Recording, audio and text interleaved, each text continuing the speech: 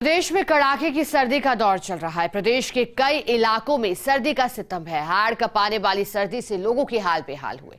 आमजन की दिनचर्या में बदलाव आया है। अलाव जलाकर लोग सर्दी से बचाव का जतन कर रहे हैं।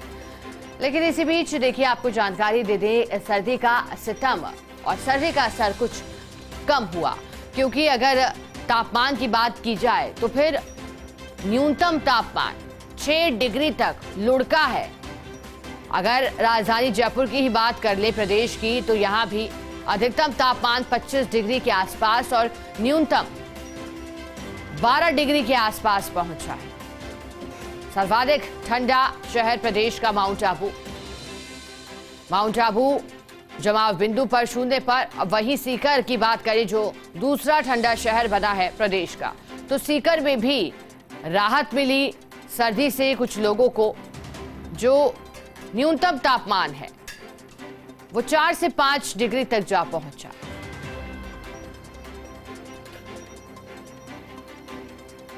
चलिए, ज्यादा जानकारी देने के लिए हमारे साथ सहयोगी माउंट आबू से कमलेश प्रजापत और सीकर से हुकुम सिंह जुड़ गए हैं। सबसे पहले कमलेश, आप ही का रुख करना चाहेंगे। बताइएगा, सबसे ठंडा शहर आज किस तरह का नजारा दिखाई दे रहा है, क्योंकि अगर बाकी जिलों की बात करें तो यहां तो सर्दी से राहत मिली है। क्या माउंट आबू में भी सर्दी से कुछ राहत मिल पा रही है? क्या कोहरा कितना छाया हुआ है? देखिए शिखा, माउंट आबू के मौसम का मिजाज अलग ही है। जहां कल बीते दिन जो न्यूनतम तापमान के पारे की बात करें तो 5 डिग्री पर टेम्परेचर था, लेकिन आज यहां पर बदलाव देखा जा रहा है और तापमापी का पारा आज तकरीबन 3 डिग्री पर है। कड़ाके की सर्दी है। फिर वही कह सकते हैं कि प्रदेश का सबसे ठंडा शहर माउंट आबू बन चुका है। तो आने वाले दिन भी कहीं ना कहीं कड़ाके की सर्दी भरे होंगे। आपने कोहरे की बात की तो तस्वीरें दिखाना चाहूंगा। इस वक्त नक्की झील पर है हम। नक्की झील से तस्वीरें देखिए, सुंदर तस्वीरें यहाँ पर नजर आ रही है। चूंकि आज माउंट आबू में यहाँ पर कोहरा नहीं नजर आ रहा, कह सकते हैं हल्का सा कहीं ना कहीं कोहरा तो है, लेकिन जो सर्दी का असर है वो यहाँ पर बरकरार है। इस सर्दी के असर के बीच भी सैलानियों की जो संख्या है उसमें भी इजाफा देखा।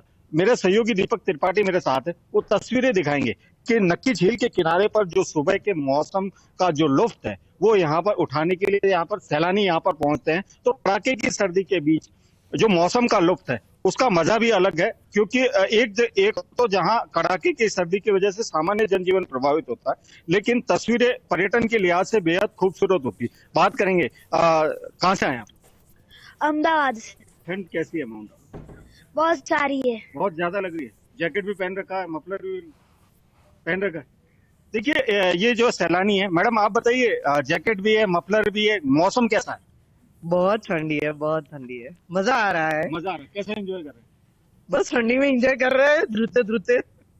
देखिए सर, आपको शायद ठंड नहीं लग रही, आपने एक सिंगल शर्ट में। नहीं, मेरे को नहीं ठंड नहीं लग रही है। मैं अहमदाबाद से आया हूँ, लेकिन ठंडी नहीं लगी। एंजॉय करना है, एंजॉय करने के लिए आया हूँ। देखिए ये जो तस्वीरें हैं बेहद खूबसूरत हो जाती है। किसी को सर्दी लगती है तो किसी को सर्दी नहीं लगती। ऐसे में कहा जा सकता है कि आने वाले दिन भी कहीं ना कहीं माउंट आबू में सर्दी भरे होंगे। और शिखा, माउंट आबू के मौसम के मिजाज की बात करें तो यहाँ का मौसम कल जहाँ बेहद अलग था। माउंट आबू के आसमान में यहाँ पर बादलों की आवाजाही थी। बादलों की आवाजाही की वजह से कहीं ना कहीं जो टेम्परेचर में हल्का उछाल देखने को मिला था और तापमान का पारा 5 डिग्री। बिल्कुल, बने रहिएगा हमारे साथ। कमलेश, सीकर से सहयोगी हुकुम सिंह भी लगातार बने हुए हैं।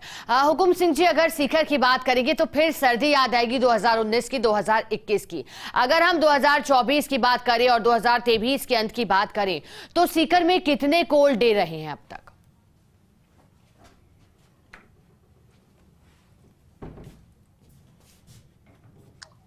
बिल्कुल शिखा, सीकर में जब कोल्ड डे की बात करें तो लगभग 70 से लेकर 20 ऐसे दिन रहे हैं जहां पूरे दिन कोल्ड डे का असर देखा गया है।